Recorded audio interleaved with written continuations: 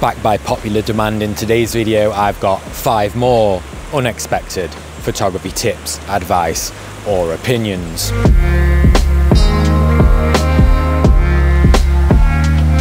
So just before I get up to this waterfall, I'm going to dive into point number 1 for this video. You may hear someone say, or you may read somewhere, that you need to be shooting in manual mode. You may even, if you go deep enough down a rabbit hole, hear somebody say that pros only shoot in manual mode. Lies. It does not matter in the slightest what mode you use on your camera. What matters is the thought and the skill behind the images that you're taking. If manual mode was that superior, surely camera manufacturers would just remove all the other modes and only have manual. And why do they not do that?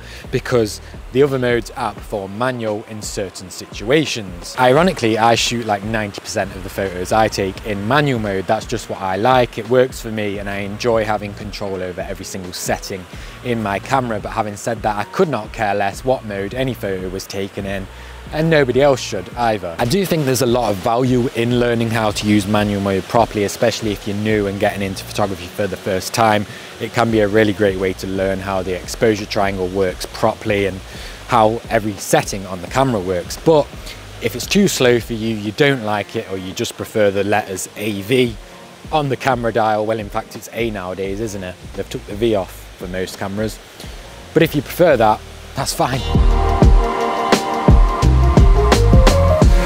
So I've just done a little test shot here of the waterfall from not a very pleasing angle or anything, just straight on, just to get an idea of what I'm going to actually need for the shot if I find a nice composition, that is. And it looks like I don't actually need a filter because it's so dark in this sort of little, what would you call it, valley, gorge. So I can get away with about 0.5 of a second or 1 second, which is all I'm really going to want for the water motion anyway, without needing any kind of filter on.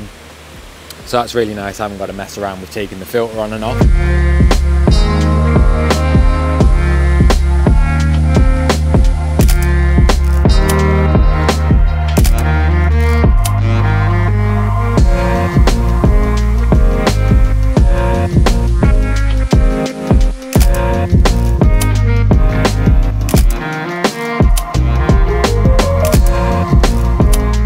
As amazing as waterfalls are, they might be one of the hardest things to photograph. There's always a lot going on, branches, trees, overlapping stuff. I mean, point in case here, let me zoom in on the camera for you. See there, where's my finger?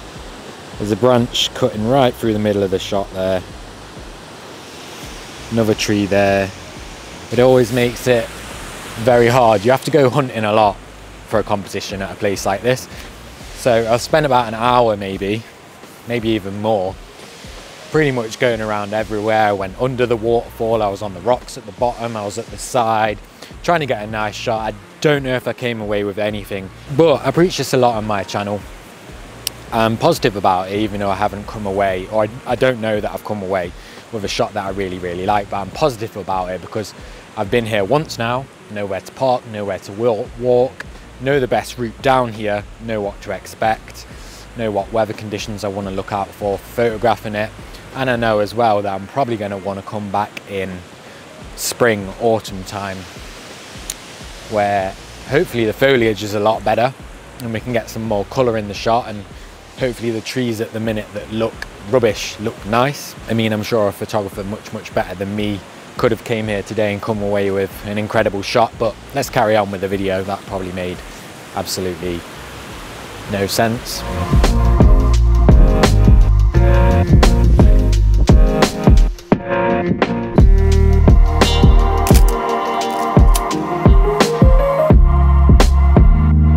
Okay, number 2 is I scurry down this hill.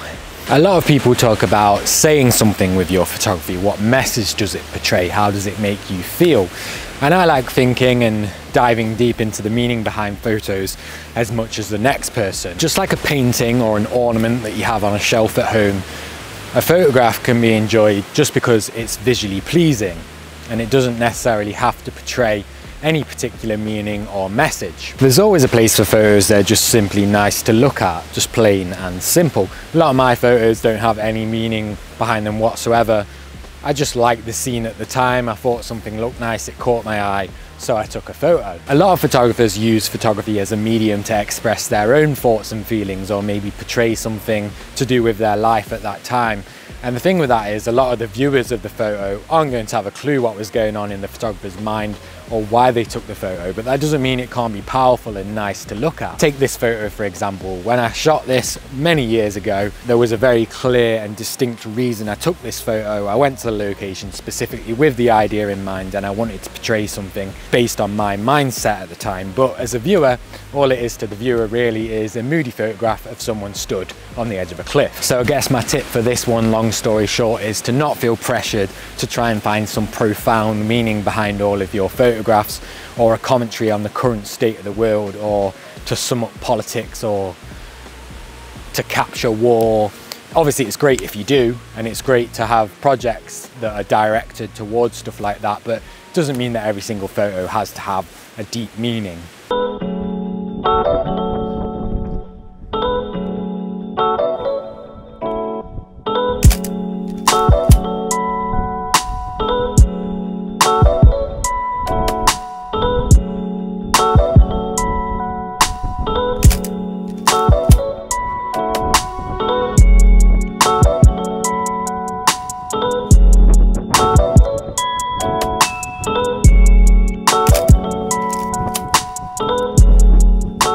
Alright, I bring this next one to you with this beautiful backdrop of a road.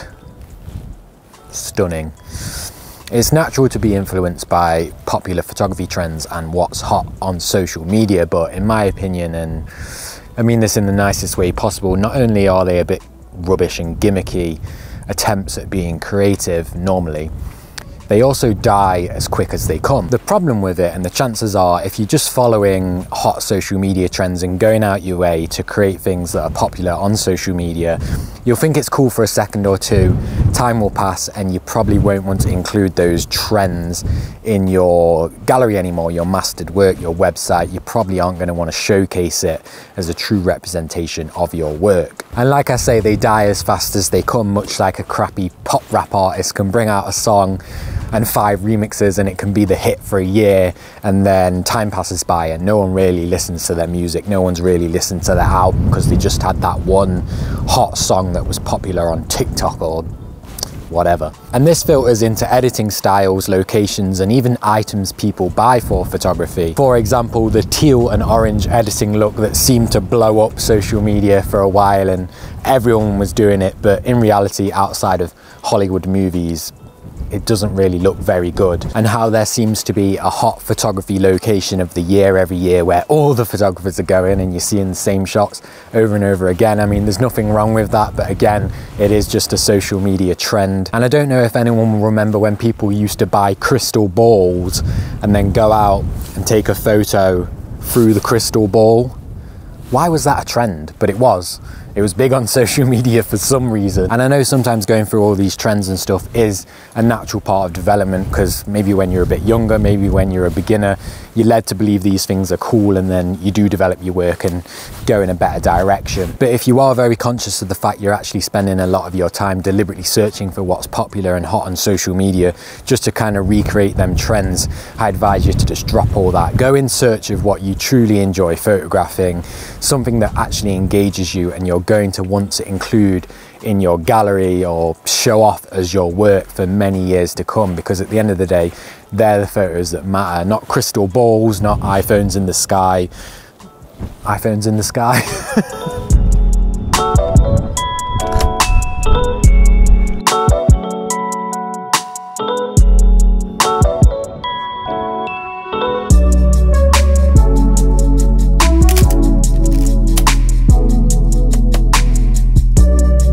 Alright, because we just touched on photography trends, which normally occurs on the likes of Instagram, TikTok, yada yada yada, I'm going to fly through this next one because it's plain and simple. Social media success does not define your photography. Now, even 12, 13 years after the release of Instagram, I still see a lot of people disheartened or complaining that they don't get any engagement or reach on their photography on social media. And I get it, we all want a bit of attention, we all want some eyes on our work, and it can definitely be a bit disheartening if you've just started out and all you want is a little bit of encouragement on your photos. But let's put things into perspective for a minute.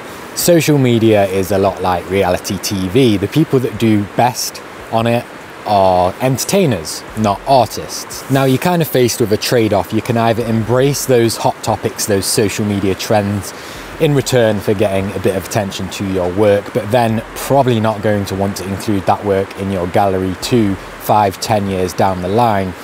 Or you can settle for a little bit less attention, a little bit less engagement, and focus on creating actual authentic photography that you really like and you are going to want to include in your gallery at a later stage. I mean, back when I was deep in the Instagram community, when it was still fun before Facebook bought it, or Meta, or whatever they are these days, and you could actually authentically grow an Instagram page just by posting nice photos. The most popular accounts back then were people that would Photoshop fake moons into sunset photos at the beach. So even back then, when it was a nice platform to be a part of and there was no ads and the whole thing wasn't just a meme, even then there were forms of photography or forms of accounts that would do better by embracing these things that you're probably not going to want to include in your work further down the line anyway. So what I'm saying is, and I know it's a lot harder said than done, just try not to be disheartened and think that being big on social media or getting loads of likes and comments means that your photography is a success, because at the end of the day that's not what it means. It just, certain people are lucky, certain people hit the algorithm, all that nonsense. We won't go too much further into it other than this, and I would advise you to try and maybe build up just a small circle of friends, people that you photograph with in real life that can support your work. Or even if you're only showing your work off to your friends and family, social media doesn't have to be the be all and end all of your photography.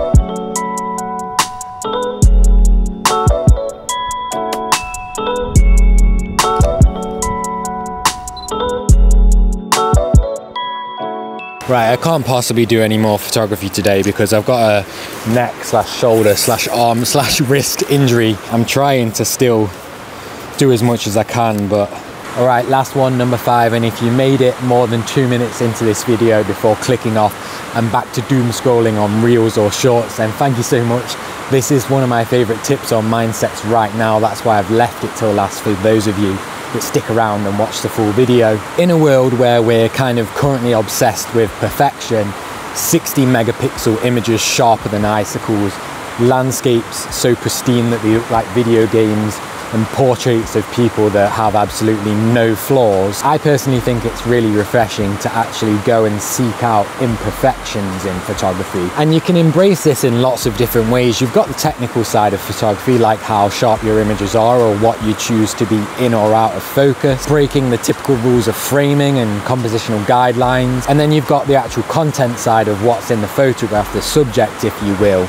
Cracks in the pavement, chips in paint on the wall, run-down buildings, lampposts in places that you might not really want a lamppost. But what I mean by all this is these imperfections in images are a lot more real to what the world is actually like. So not everything has to be prim and proper, not everything has to be clone stamped out or airbrushed or refined to the point that it looks like it's from another planet. Of course there's a time and place for pristine imagery, but I think there's a lot of beauty and story in things that are not flawless. Once you start noticing this and taking it on board, I think when you're walking around with a camera, the potential photographic opportunities are blown wide open, because you might stop looking for that perfect scene where everything lines up and just photograph something that's interesting, that might show a lot of flaws but shows loads of character. And I know that might all seem a bit philosophical, but it's not necessarily about actually going out and trying to find something that's imperfect. It's more about not being scared away by a scene that's not compositionally perfect or pristine or flawless, because if you do that, you're just going to be missing out on more photographic opportunities, in my eyes anyway. Hopefully that made sense. I'm going to go home now. Thank you all for watching, and as always, I'll see you in the next one.